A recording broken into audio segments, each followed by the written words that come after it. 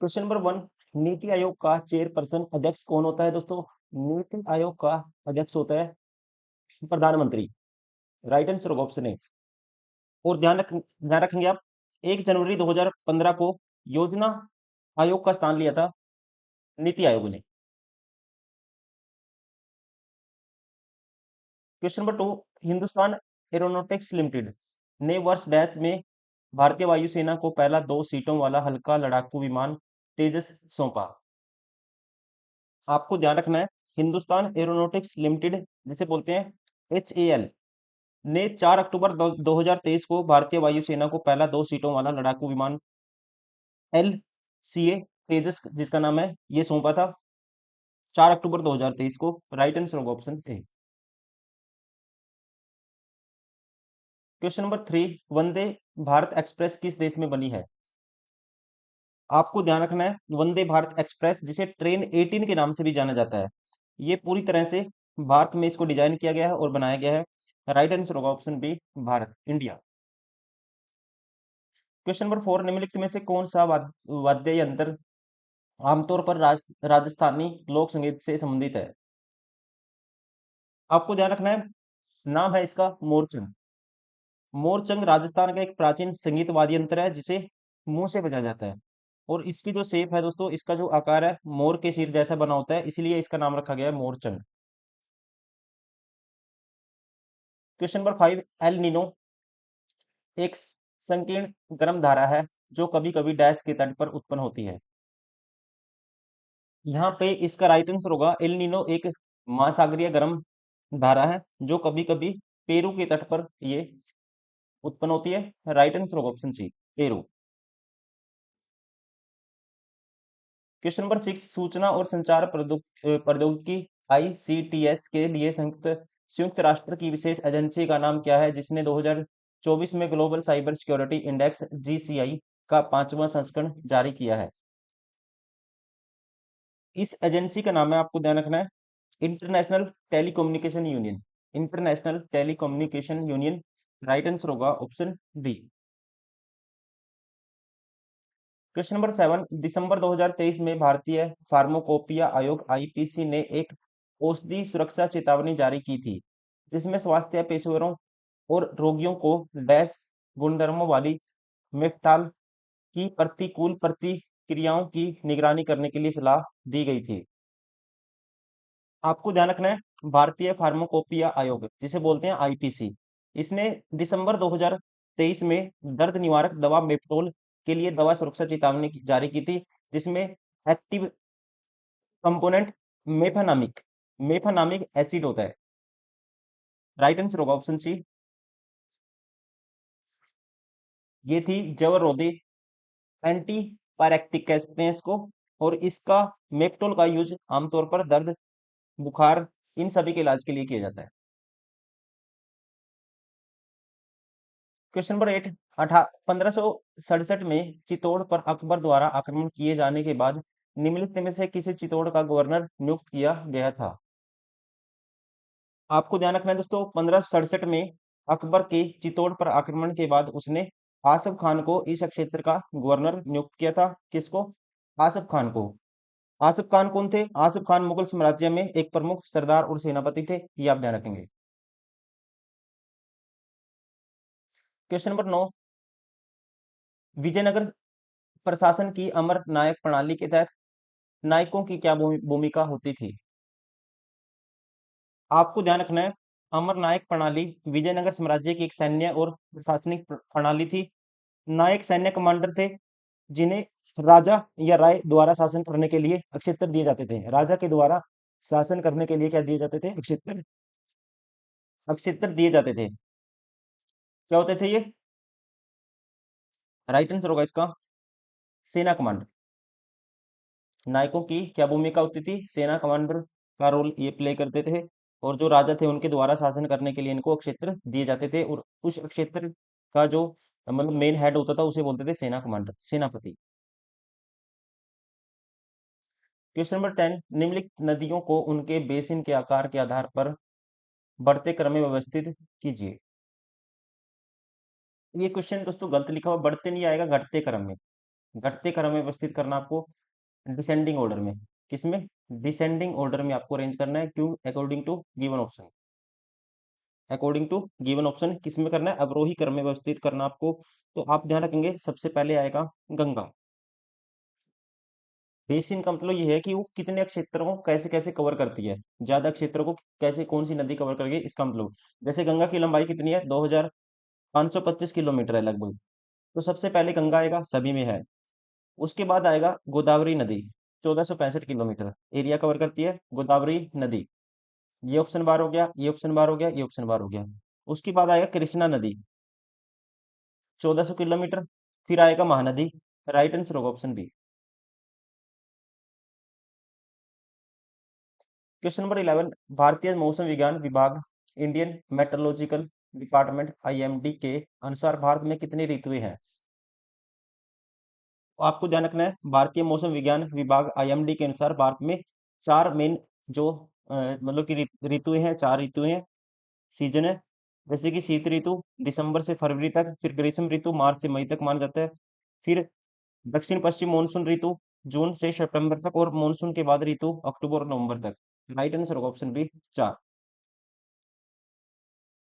Question number 12, निम्नलिखित में से कौन सा कथन वैश्वीकरण के बारे में सही नहीं है? ग्लोबलाइजेशन के बारे में कौन सी स्टेटमेंट सही नहीं है, ये आपको बताना है। कहता है it helps to create borderless world, यह सीमाहीन दुनिया बनाने में मदद करता है। ये अपने आप में ग्लोबलाइजेशन या कह सकते हैं वैश्वीकरण के बारे में सही है, क्योंकि दोस्तों वैश्वीकरण का उद्देश्य देशों के बीच जो ऑब्स्टेकल है, बाधाओं को कम करना होता है। ये अपने आप में ठीक है। यह लोगों के बीच बातचीत चीत और एकीकरण की प्रक्रिया है, ये भी स्टेटमेंट अपने आप में ठीक है। वैश्वीकरण एक ऐसी प्रक्रिया है जो लोग, संस्कृतियों और अर्थव्यवस्थाओं के बीच क्या होता है? यूनिफिकेशन होता है, एकीकरण को बढ़ाती है। यह निवेश, लोगों और सूचनाओं के प्रवाह को प्रोत्साहित करता है, ये भी स्टेटमेंट अपने आप में क्या है? ठीक है। क्योंकि वैश्वीकरण सीमाओं के पार इन्वेस्टमेंट, लोगों और सूचना मुक्त प्रवाह को बढ़ाता है। लोगों और इंफॉर्मेशन कह सकते हैं एक स्थान से दूसरे देशों में पहुंच सकती है, तो कहने का मतलब ये है सिंपल, अपने आप में ठीक है। यह समस्याओं को कम करने और सतत विकास के लाभों को बढ़ाने में मदद करता है, ये स्टेटमेंट गलत है। ये 50% गलत है, पूरी तरह से गलत नहीं है, लेकिन आंसर करेंगे हम यही।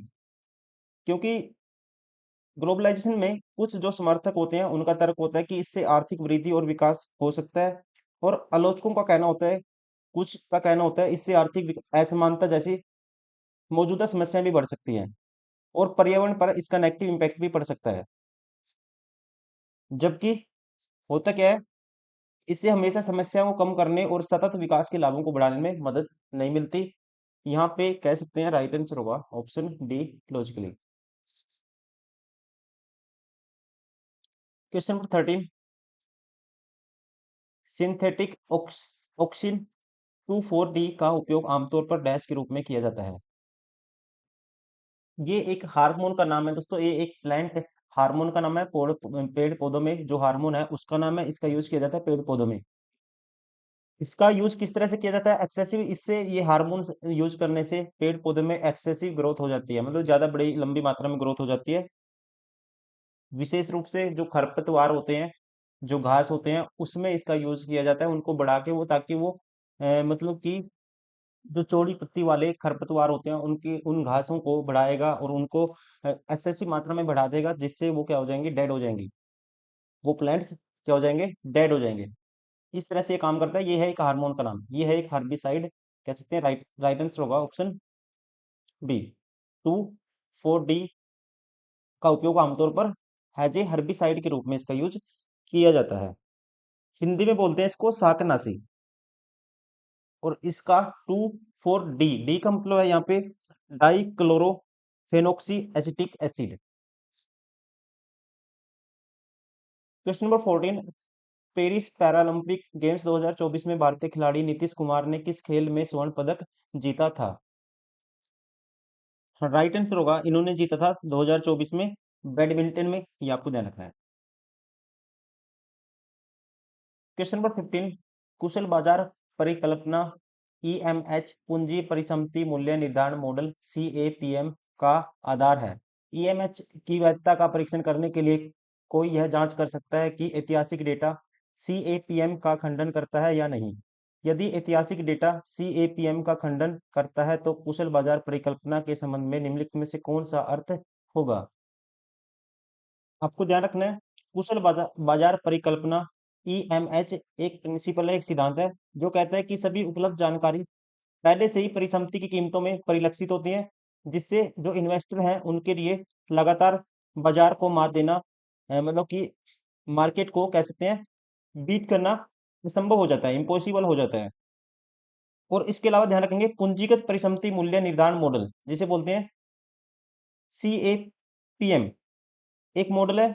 इसका उपयोग किसी परिसंपत्ति पर उसके जोखिम को देखते हुए रिटर्न निर्धारित करने के लिए इसका यूज किया जाता है। तो प्रश्न में कहा गया है कि ईएमएच सीएपीएम का क्या है आधार है।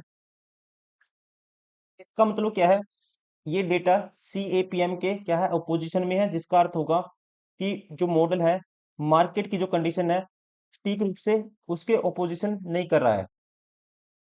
ठीक है ना, डेटा सीएपीएम के क्या है अपोजिशन में है, जिसका मतलब होगा कि मॉडल है जो मार्केट की जो कंडीशन है उसको स्टीप के रूप से क्या नहीं कर रहा, उसका उसको फॉलो नहीं कर रहा है। तो यहाँ पे कह सकते हैं मार्केट मतलब कि बाजार, इसका अर्थ यह होगा कि बाजार अकुशल है। It would imply that the market is inefficient. Question number 16, निम्नलिखित में से कौन सा माइटोसिस के सूत्री विभाजन का प्रथम चरण है जो इंटरफेज के एस और जी टू अवस्थाओं का अनुसरण करता है? कहता है which of the following is the first stage of the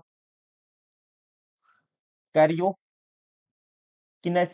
of mitosis that follows the S and G two phase of interphase. आपको ध्यान रखना है मिटोसिस क्या है, प्रोसेस है सेल डिवीजन की, जिसमें एक सेल टूटेगा दो बनेंगे, सेम आइडेंटिकल सेल बनते हैं। और ये होता है 4 स्टेजेस में, ये होता है 4 फेज में होता है, और पहला फेज होता है इसका प्रोफेज। राइट आंसर होगा option C. Question number 17, Bharat के राष्ट्रपति द्वारा राज्यसभा के लिए कितने सदस्य मनोनीत किए जाते हैं? तो यहाँ पे राइट आंसर होगा राज्यसभा के लिए मनोनीत किए जाते हैं सदस्य 12, ऑप्शन सी। और ये भी आपको ध्यान रखना है अकॉर्डिंग टू आर्टिकल 80, अनुच्छेद 80 के तहत। क्वेश्चन नंबर 18, कौन सा समीकरण दर्शाता है कि विद्युत चुंबकत्व और प्रकाश सभी विद्युत चुम्बकीय क्षेत्र की अभिव्यक्तियां हैं?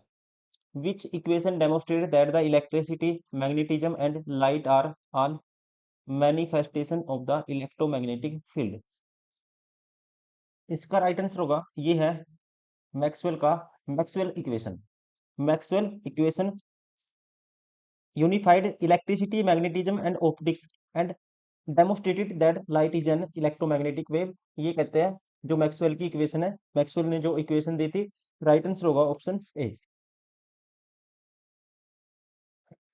क्वेश्चन नंबर 19, उस अर्ध मानव रोबोट का नाम क्या है जिसे भारत वास्तविक मानव मिशन गगनयान से पूर्व उड़ान संबंधी जटिलताओं का परीक्षण करने के लिए अंतरिक्ष में भेजने की योजना बना रहा है? इसका नाम रखा गया है अर्ध मानव रोबोट का, दैट इज व्योम मित्र। व्योम मित्रा इसका नाम रखा गया है। राइट आंसर होगा ऑप्शन सी। क्वेश्चन नंबर 20, दिसंबर 2023 में रेवंत रेड्डी किस राज्य के मुख्यमंत्री बने थे? राइट आंसर होगा ये बने थे तेलंगाना के। कहाँ के? तेलंगाना। क्वेश्चन नंबर 21, पूना समझौता पर हस्ताक्षर महात्मा गांधी और डैश ने किए थे? आपको ध्यान रखना है पूना पैक्ट या पूना समझौता 24 सितंबर 1932 को महात्मा गांधी और डॉक्टर भीमराव अंबेडकर के बीच एक क्या था, ये समझौता था। इस पे हस्ताक्षर किए गए थे दोनों के द्वारा, महात्मा गांधी और doctor B R Ambedkar, 1932। Question number 22, निम्नलिखित में से कौन सा केपलर के गृह गति के नियम में से एक नहीं है? Which of the following is not one Kepler's law of planetary planetary motion. First कहता है कौन सा उनमें से एक नहीं है, ये आपको बताना है। The orbit of each planet around the sun is an ellipse with the sun at one of the two foci. ये केपलर्स ने जो लॉ दिया था, प्लेनेटरी मोशन का जो लॉ दिया था, फिजिक्स में हम पढ़ते हैं अपने आप में, उसके बारे में ये स्टेटमेंट ठीक है। The orbits of all planets around the sun are coplanar. ये स्टेटमेंट है दोस्तों, उसमें केपलर ने जो तीन स्टेटमेंट दी थी, Kepler's three law of planetary motion, उनमें से एक ये नहीं है। ठीक है, इसमें क्या था, पहला अपने आप में ठीक है, the orbit of each planet around the sun is ellipse with the sun of at one of the two foci है, उनमें से कह सकते हैं, इसके जो तीन लॉ थे उसमें से एक है। सेकंड गलत है। और ये तीसरे वाला, a line segment joining a planet and the sun sweeps out equal areas during equal interval of time, ये स्टेटमेंट भी अपने आप में ठीक है। ये भी स्टेटमेंट अपने आप में ठीक है। और तीसरी एक और थी, the square of the orbital field of a planet is directly proportional to the cube of the semi major axis of its orbit. तीसरी ये भी थी। ठीक है, लेकिन आप तीन दिए हुए उसमें से दो सही दे रखे हैं, ये गलत है, ये गलत है। राइट आंसर होगा ऑप्शन बी। क्वेश्चन नंबर 23, हमारे शरीर की कोशिकाओं में उपस्थित अम्ल डैश होता है। कहते हैं the acid present in the cell of our body is, हमारी जो बॉडी के सेल हैं उनमें कौन सा एसिड पाया जाता है? ये पाया जाता है, राइट आंसर होगा डीएनए। मतलब कि DNA means deoxyribonucleic acid, option B. Question number 24, निम्नलिखित प्रसिद्ध संगीतकारों में से किसे सरोद नामक वाद्यंत्र को लोकप्रिय बनाने के लिए जाना जाता है और उन्हें सेनिया शाहजहांपुर घराने के सबसे प्रसिद्ध उस्तादों में से एक माना जाता है? मोस्ट फेमस है, इनका नाम है, ध्यान रखना आपको, उस्ताद अमजद अली खान। उस्ताद अमजद अली खान, राइट आंसर होगा ऑप्शन सी।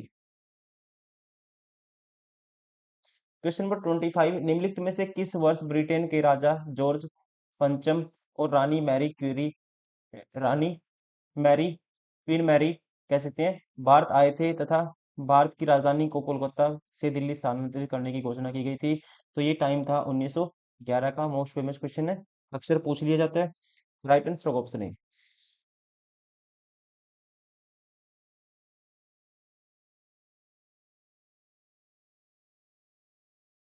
क्वेश्चन नंबर 26, निम्नलिखित में से कौन सा अनुच्छेद कुछ केंद्र शासित प्रदेशों के लिए विनियम बनाने हेतु राष्ट्रपति की शक्तियों से संबंधित है? आपको ध्यान रखना है, ये है अनुच्छेद 240। अनुच्छेद 240 भारत के राष्ट्रपति को कुछ केंद्र शासित प्रदेशों जैसे कि अंडमान निकोबार द्वीप समूह, लक्षद्वीप, दादर नगर हवेली, दमन और दीव, इन सब के लिए शांति, प्रगति और सुशासन के लिए नियम बनाने की शक्ति प्रदान करता है भारत के राष्ट्रपति को। आर्टिकल 240, अनुच्छेद 240।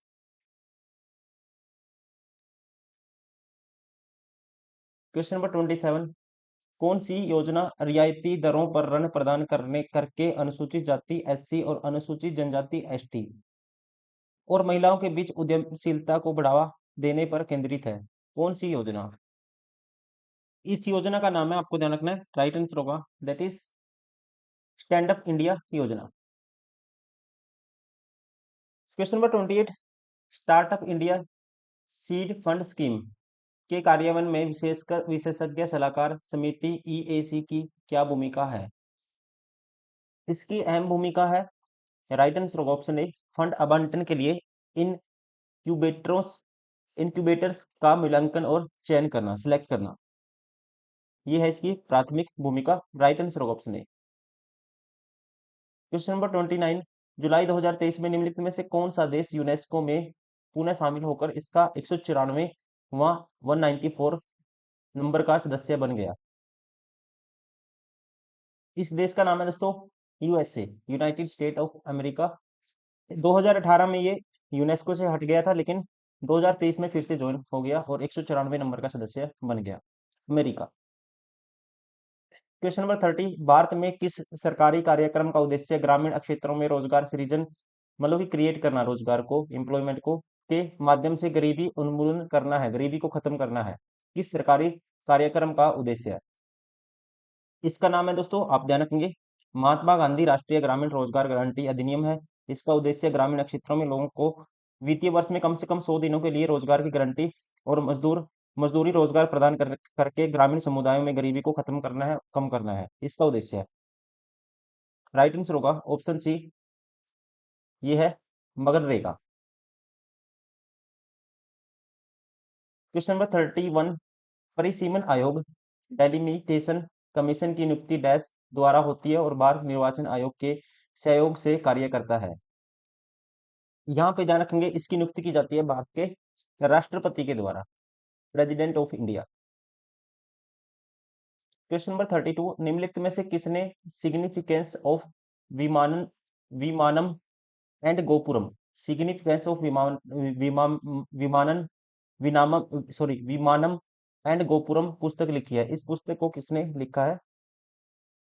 आपको ध्यान रखना है, प्रसिद्ध भारतीय वास्तुकार और मूर्तिकार जिनका नाम है doctor V Ganapati, doctor V Ganapati Sthapati, इन्होंने इस पुस्तक को लिखा है, विमानम और गोपुरम को। Option B.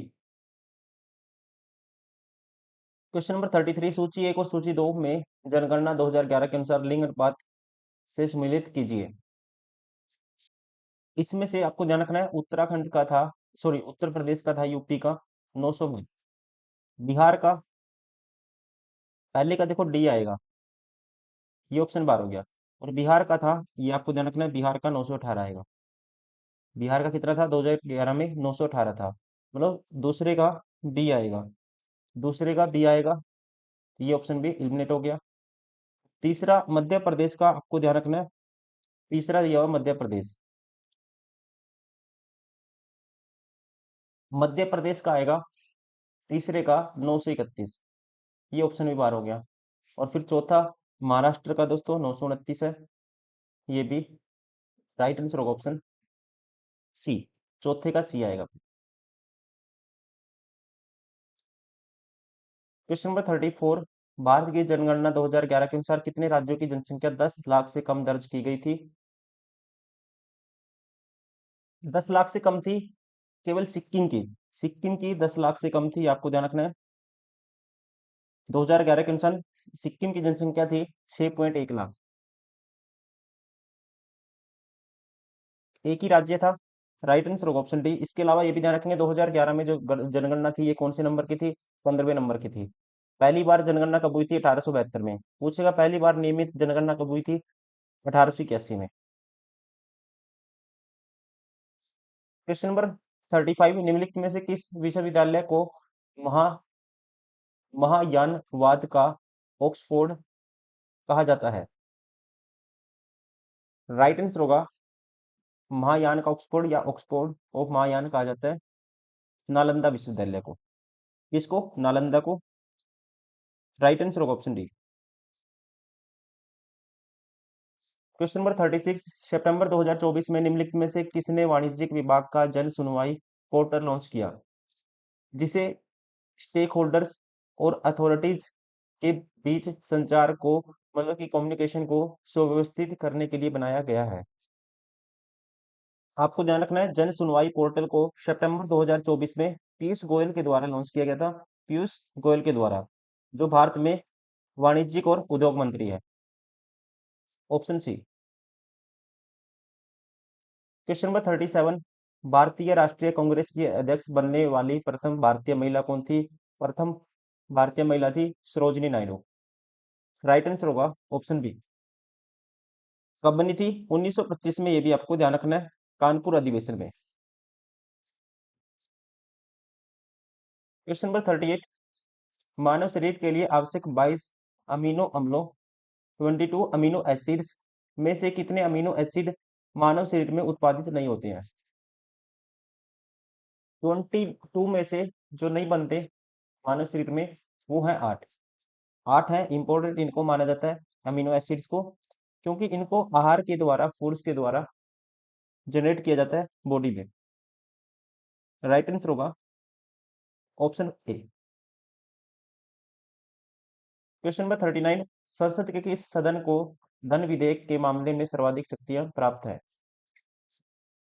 सर्वाधिक शक्तियां हैं लोकसभा के पास।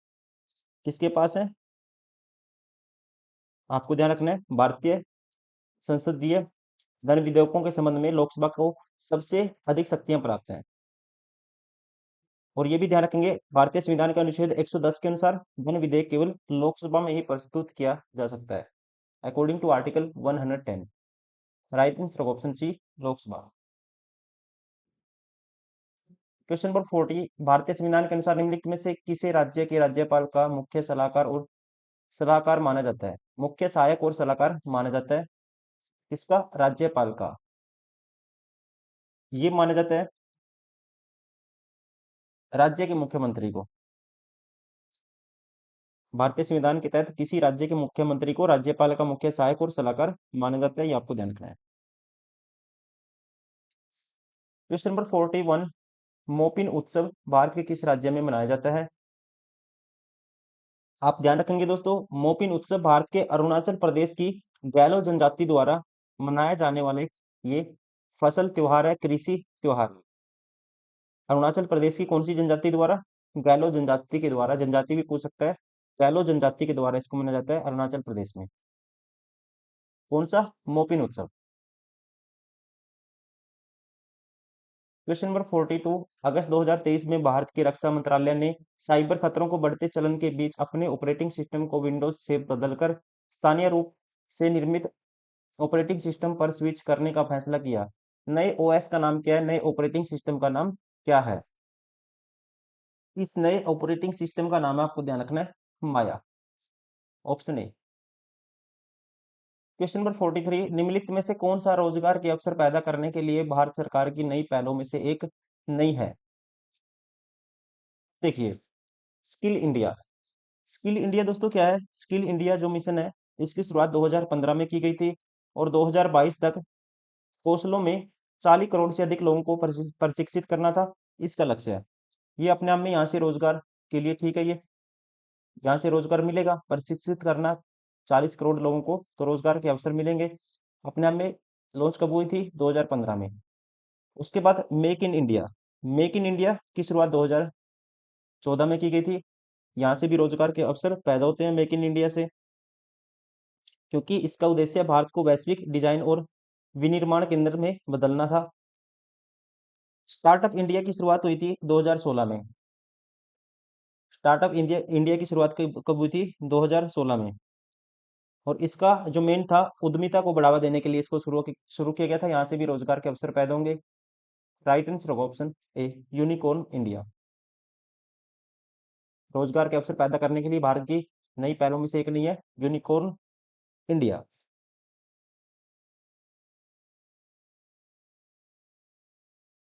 क्वेश्चन नंबर 44, मौलिक अधिकारों के बारे में निम्नलिखित में से कौन सा कथन सही नहीं है? पहले कहते हैं मौलिक अधिकारों का वर्णन संविधान के भाग 3 में अनुच्छेद 12 से 36 में किया गया है। पहले ही गलत हो गया, 12 से 35 आना था, ना कि 36, पहले ही गलत हो गया। कौन सा सही नहीं है ये आपको बताना है। देखो, इस भाग को भारत का मैग्ना कार्टा कहा जाता है, अपने में ठीक है। इनका उद्देश्य देश में विधि की सरकार बनाना, न कि व्यक्तियों की, ये भी ठीक है। ये परम नहीं है, राज्य इन पर उचित प्रतिबंध लगा सकता है, ये भी अपने आप में स्टेटमेंट दोस्तों ठीक है, क्योंकि मौलिक अधिकार निरपेक्ष एब्सोल्यूट नहीं है और राज्य इन पर उचित प्रतिबंध लगा सकता है। केवल एक गलत है, राइट आंसर होगा ऑप्शन बी। क्वेश्चन नंबर 45, वैसे नए वर्ष 2022-23 के लिए प्रधानमंत्री फसल बीमा योजना, जो एक फसल सब्सिडी बीमा योजना है, के सर्वोत्तम कार्यान्वयन के लिए राष्ट्रीय पुरस्कार जीता है। किसने? आपको ध्यान रखना है, इस राज्य का नाम है जिसने इसके सर्वोत्तम कार्यान्वयन के लिए, प्रधानमंत्री फसल बीमा योजना के सर्वोत्तम कार्यान्वयन के लिए, इसको अच्छे से संचालन करने के लिए पुरस्कार जीता है 2022-23 के लिए। राज्य का नाम है कर्नाटक। क्वेश्चन नंबर 46, निम्नलिखित में से कौन सी खाद्यान्न के साथ साथ चारे की भी फसल है जो अर्ध शुष्क जलवायु परिस्थितियों में उगाई जाती है तथा पूर्वी और पूर्वोत्तर क्षेत्रों के अतिरिक्त संपूर्ण भारत में बोई जाती है? कौन सी वो फसल है? इस फसल का नाम है, देखो, अब चारा कहाँ से बनेगा? मक्का से बनता है। राइट आंसर ऑप्शन सी, वो फसल है मक्का। क्वेश्चन नंबर 47, किस भारतीय टेबल टेनिस खिलाड़ी ने जनवरी 2024 में टेक्सास यूएसए में WTT फीडर कॉर्पस क्रिस्टी 2024 में महिला एकल स्पर्धा में अपना पहला अंतर्राष्ट्रीय खिताब जीता? किस भारतीय टेबल टेनिस खिलाड़ी ने?